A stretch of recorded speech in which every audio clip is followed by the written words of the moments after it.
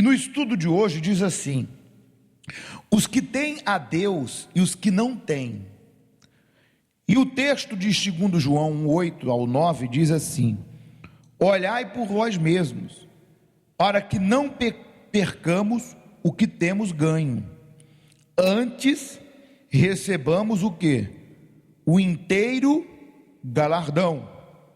Todo aquele que prevaricar e não perseverar na doutrina de Cristo, na palavra de Jesus, não tem a Deus.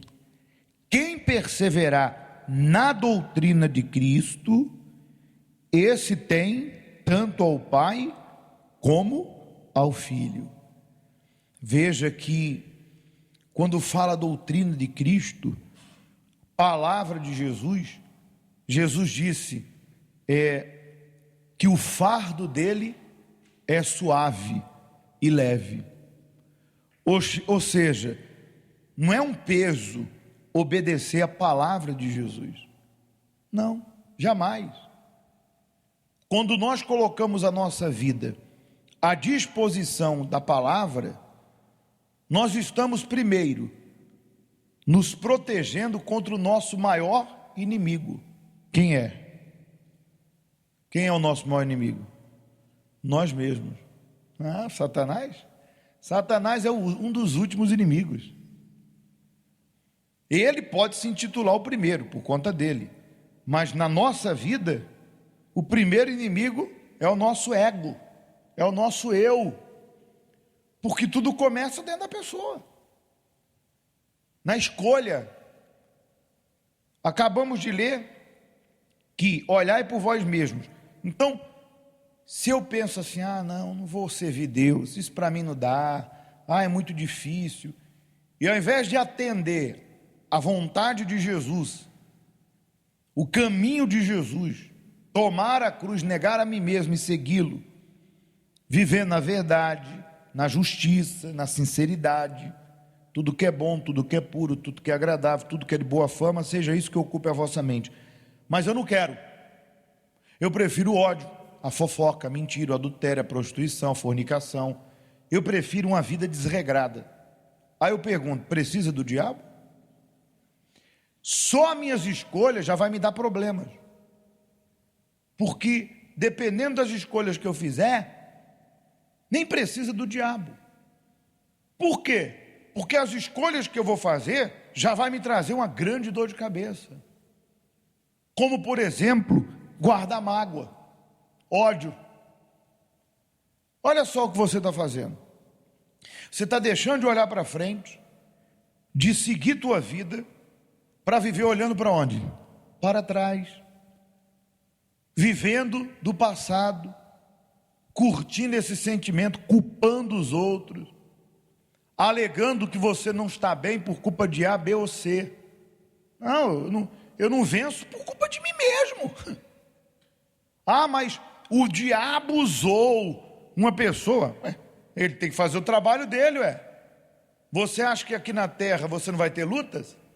Senhora, senhor, independente da sua crença, ateu, judeu, crente, descrente, pobre, rico, branco, negro, todo mundo vai ter problema. O mal vai fazer o trabalho dele. Mas já dizia minha avó, quando um não quer, dois não faz, Se eu não quero, se eu escolho Deus, eu já estou me livrando de um grande problema. Porque dependendo da minha escolha, a Bíblia diz que há caminhos que parecem de vida para os olhos dos homens, mas o final dele qual é? É morte. Se eu escolho o engano, a mentira, a desonestidade, eu vou chegar muito longe?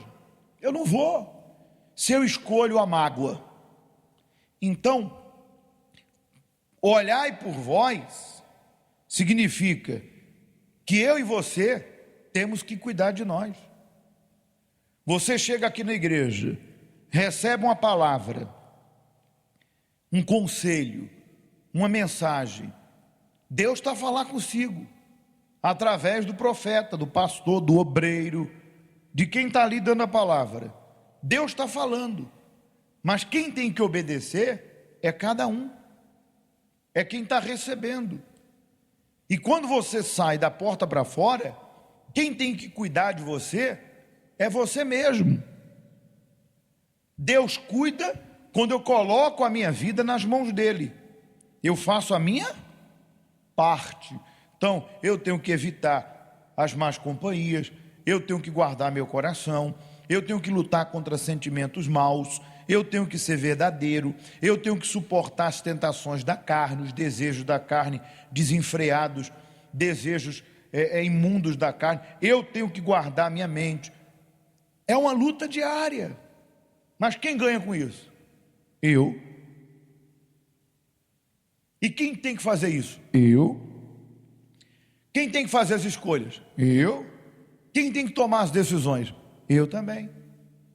Então, o diabo já está amarrado e derrotado em nome de Jesus. Ele foi vencido na cruz há 2021 anos atrás. Está escrito que Jesus triunfou sobre Satanás e nos deu um nome que está acima de todos os nomes, para que ao nome do Senhor Jesus Cristo se dobre todos os joelhos no céu, na terra e debaixo da terra. Então significa dizer que o diabo está derrotado na minha vida quando eu vivo uma vida em obediência a Deus.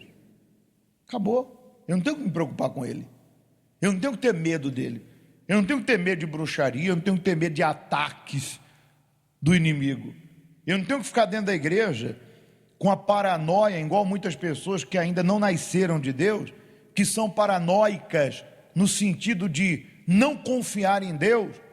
Basta sentir um arrepio, basta passar por um problema, basta encontrar alguma coisa, a paranoia dela já diz: é bruxaria, vai pegar você. Olha, isso aí é bruxaria, isso é demônio, isso é espírito. Pelo amor de Deus. Então o que você anda fazendo aqui? O que você tem feito daquilo que você recebe? Quer dizer que eu abandono meus pecados, eu aceito Jesus Cristo vivo, quando a Bíblia diz que nenhuma condenação há para quem está nele, eu abandono a vida errada, aí o diabo, a hora que quer, vem tirar com a minha cara, como diz outro. O diabo, a hora que quer, vou pegar fulana de volta. Ué, e Deus fica onde? E a vida que eu tenho vivido? Então, por favor, você que está aí com essa mente fraca, eu compreendo que você não nasceu de Deus. Tu não vai se libertar por oração. A palavra diz: conhecereis a verdade e ela te libertará. Você se liberta quando você obedece a palavra de Deus. Amém? Pode orar, ungir tua casa, se isso te faz sentir melhor, amém, mas não vai resolver o seu problema. Eu lhe garanto que não vai.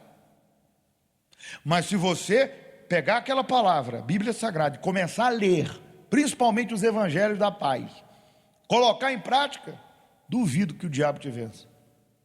Compreende? Muito bem, continuando aqui: olhai por vós mesmos. Esse conselho divino visa a extrema vigilância na fé. Essa advertência serve para todos, independente da idade, do tempo de convertido ou da posição que ocupa na obra de Deus. Qualquer pessoa que se expõe às tentações do pecado e deixa de orar ou de se guiar pela palavra de Deus é conduzida ao erro e ao fracasso. Verdade. Para que não percamos o que temos ganho, significa que muitos começam, aqui continua falando do versículo, para que não percamos o que temos ganho, significa que muitos começam a jornada cristã com fé, obediente e com grande zelo, porém, logo foram vencidas pelos problemas, pelas perseguições e pelo esfriamento, por não se manterem fiéis ao Evangelho até o fim, perdem o que o Altíssimo lhes tinham reservado. Outros, embora tenham muita disposição em obras realizadas, apresentam uma fé vacilante, ou seja, não permanecem na fidelidade. Por isso, correm o risco de perder sua recompensa. Aonde? Na eternidade. Veja que o bem maior o maior tesouro para todos nós é aquilo que Jesus conquistou na cruz. Por essa razão que nós vamos agora, daqui a alguns instantes, comer e beber do pão que simboliza o corpo de Cristo e o sumo de uva que simboliza o sangue de Jesus. Ele disse: todas as vezes que comerdes e beberdes, anunciai a morte de quem? Do Senhor, até que ele venha. Ou seja, quando eu participo da ceia, eu me conscientizo do real motivo pelo qual Jesus foi para a cruz. Foi para me redimir através do seu sangue, ele se tornar o caminho da salvação para quem o aceita, e para que eu tenha o privilégio de ser um morador do reino dos céus. Não foi isso que ele disse?